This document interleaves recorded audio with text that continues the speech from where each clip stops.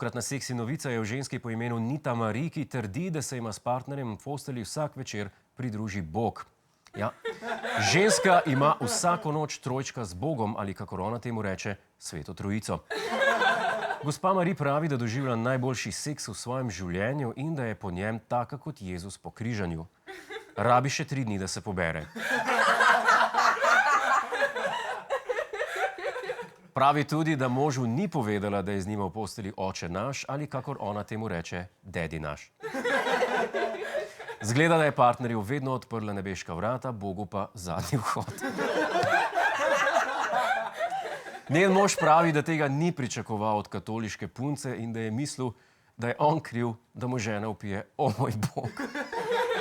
Pravi, da bi moral pogruntati, kaj se dogaja, že ko je žena prvič uporabila žegnan losjon.